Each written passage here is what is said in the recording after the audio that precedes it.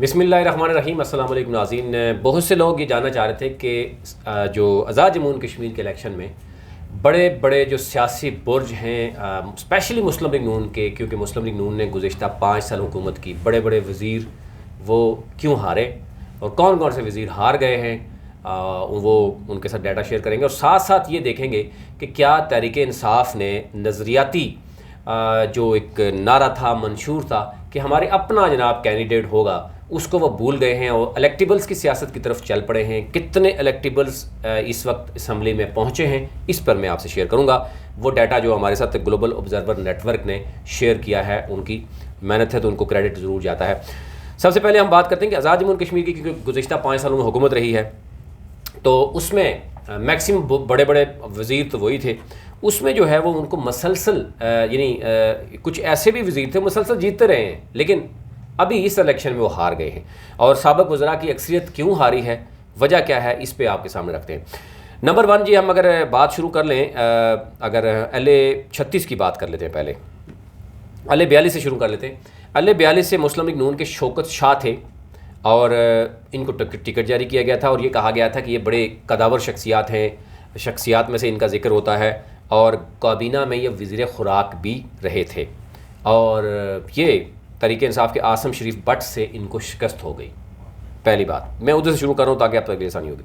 LA-36 کی بات کریں تو یہاں مسلم لیگ نون کے امیدوار چودھری اسحاق تھے، اور جو ہم بھی یہ سمجھتے تھے کہ یہ سیٹ نکالنے میں کامیاب ہو سکتے ہیں، لیکن آخری جو 2-3 دن تھے، وہ ہم نے آپ سے کہا تھا کہ آخری 2-3 دن جو بھی حکمراں جماعت ہوتی ہے اس کے پاس ہوتے ہیں کہ وہ کسی بھی آزاد یا کسی بھی ایسی پارٹی سے الحاق کرنے کے ساتھ، اتحاد کرنے کے ساتھ، ان کے ساتھ، اور وہ ایک مضبوط ایج ان کو مل جاتا ہے۔ تو یہاں پر بھی یہی صورتحال رہی، تو اس چودھری اسحاق جو ہے وہ جو کشمیر کے گزشتہ کابینہ میں وزیر جیل خانہ جات رہے تھے، ان انتخابات میں تحریک انصاف کے حافظ حامد رضا نے ان کو ہرا دیا۔ آگے چلتے ہیں، LA-35 سے مسلم لیگ نون کے جناب اسماعیل گجر تھے، جنہیں تحریک انصاف چودھری مقبول گجر نے ان کو شکست دے دی، اور یوں اسماعیل گجر جو ہے کشمیر کی گزشتہ کابینہ میں وزیر لائف سٹاک تھے۔ تو یہ سارے وزیروں کی میں بات کر رہا ہوں، یہ بڑے بڑے برج سمجھے جاتے تھے، اور یہ ان کے بارے میں یہ کہا جاتا ہے کہ جناب وزیر رہے، انہوں نے اپنے حلقوں میں کام بھی کیا، اچھے خاصے فنڈنگ لی ہے، اور یہ کہیں نہیں جاتے، ان میں سے میکسیمم کامیاب ہو جائیں گے۔ LA-27 میں مسلم لیگ نون کی جو خاتون امیدوار نورین عارف تھی، جو گزشتہ کشمیر کی گزشتہ کابینہ میں صنعت اور خواتین کے امور کی وزیر بھی رہی تھی، ان انتخابات میں کامیاب نہ ہو سکی، اور پیپلز پارٹی کے امیدوار سردار جاوید ایوب سے شکست کھا گئی ہیں وہ۔ پھر اس کے بعد باقی چیزیں جو ہے وہ دیکھنے میں نظر آئی ہیں کہ ایک تو اور بھی LA-27 کی اگر ہم بات کریں، یہاں پر LA-24 کی بات کریں تو مسلم لیگ نون کے جو امیدوار تھے سردار فاروق طاہر، ایک بڑا نام تھا، اور یہ بھی دیکھا جا رہا تھا کہ شاید وہ نکال سکتے ہیں اپنی سیٹ۔ مسلم لیگ نون کے دور میں وزیر قانون تھے، اور وزیر قانون آپ کو پتہ ہے کہ ایک بڑی بلا ہوتی ہے۔ ان انتخابات میں پیپلز پارٹی کے فہیم اختر ربانی سے، وہ جو ہے نا PTI کی جو فہیم اختر ربانی ہیں، ان سے وہ شکست کھا گئے۔ آگے جناب چلتے ہیں، جناب LA-23 مسلم لیگ نون نے ڈاکٹر نجیب نکی کو امیدوار نامزد کیا تھا، اور ہم نے جب ان کے حلقے کا وزٹ کیا تو ہمیں بھی یہ لگ رہا تھا کہ وہ بڑے مضبوط نظر آ رہے ہیں، لیکن دوسری طرف جو تحریک انصاف کے تھے وہ بڑے خاموش پریکٹس کیے جا رہے تھے۔ یہ نون لیگ کے سابقہ کابینہ میں وزیر صحت بھی رہے۔ ڈاکٹر نجیب نکی کو تحریک انصاف کے سردار محمد حسین نے شکست سے دوچار کر دیا، یہ ایک بڑا بوجھ تھا جس کا نام لیا جا رہا تھا۔ LA-17 مسلم لیگ نون کے امیدوار چودھری عزیز، جو کہ سابق کابینہ میں پبلک ورکس کے وزیر تھے، ان انتخابات میں وہ پاکستان پیپلز پارٹی کے وزیر فیصل راٹھور سے ان کو شکست ہو گئی۔ یہاں پر یعنی پیپلز پارٹی کے فیصل راٹھور، لیکن ان کے بارے میں یہ کہا جاتا ہے کہ ظاہر اس حلقے میں PTI اور نون لیگ کو دونوں کو ہی نقصان ہونا تھا، پیپلز پارٹی کی یہ فیصل جو تھے راٹھور یہ مضبوط نظر آ رہے تھے۔ پھر اس کے ساتھ ساتھ اگر ہم بات کریں LA-15 کی، جس میں مسلم لیگ نون کے سابقہ کابینہ کے وزیر سیاحت اطلاعات، بلکہ وہ وزیر اعظم کے امیدوار بھی تھے 2016 میں، مشتاق مناس کا مقابلہ تحریک انصاف کے سردار تنویر ریاض سے تھا۔ یہ حلقہ انتہائی اہمیت کا حامل تھا، اور ان کو کبھی کبھی کہا جاتا ہے 2 حلقوں سے الیکشن لڑیں گے، اور سوشل میڈیا سمیت پاکستان بھر میں بھی یہ کہا جاتا تھا کہ جناب بہت مضبوط ہیں، اور تنویر الیاس اور مسلم کانفرنس کے جو سردار تھے یاسین، ان کے درمیان بڑا راجہ یاسین جو تھے، ان کے درمیان بڑا مقابلہ بھی تھا، آپس میں جو ہے وہ ایک دوسرے کا بیان بازی بھی ہو رہی تھی، اس میں یہ کہا جا رہا تھا کہ شاید مسلم لیگ نون فائدہ اٹھا لے گی، لیکن یہ تیسرے نمبر پہ جو ہے وہ آئے ہیں۔ اس مقابلے میں سردار تنویر الیاس نے سابق وزیر اطلاعات مشتاق مناس کو شکست دے دی۔ آگے آ جاتے ہیں جناب، اس سے پہلے LA11 سے مسلم لیگ نون کے راجہ نصیر جو کہ گزشتہ 4 انتخابات سے مسلسل کامیابی جناب وہ حاصل کر رہے تھے، 2021 میں اور وہ گورنمنٹ جو ہے نا لوکل گورنمنٹ کے وزیر بھی تھے، 2021 میں تحریک انصاف کے چودھری اخلاق سے ان کو شکست ہوئی۔ LA اگر ہم 7 کی بات کریں، یہاں مسلم لیگ نون کے بڑے تگڑے چودھری طارق فاروق جو گزشتہ کابینہ میں ہاؤسنگ کے سینئر وزیر تھے، اس انتخابی دنگل میں تحریک انصاف کے جو اس وقت کے وزیر اعظم کے امیدوار کے طور پر بھی ان کا نام لیا جا رہا ہے اور سابق سپیکر بھی رہے چودھری انوار الحق کے سامنے وہ ڈیر ہو گئے اور وہ سیٹ نہیں نکال سکے۔ اس کے ساتھ ساتھ اگر ہم دیکھیں تو سابق وزیر برائے جو پاور ڈیولپمنٹ چودھری رخسار تھے LA4 سے مسلم لیگ نون کے امیدوار تھے، جنہیں تحریک انصاف کے چودھری ارشد کے ہاتھوں وہ بھی شکست ہو گئی۔ LA1 سے اگر ہم دیکھیں تو مسعود خالد، ان کو بھی کہا جا رہا تھا بڑا ٹف ٹائم دے رہے ہیں جناب، لیکن وہ وزیر زراعت کے وزیر تھے، تحریک انصاف کے امیدوار چودھری اظہر صادق سے وہ شکست کھا گئے،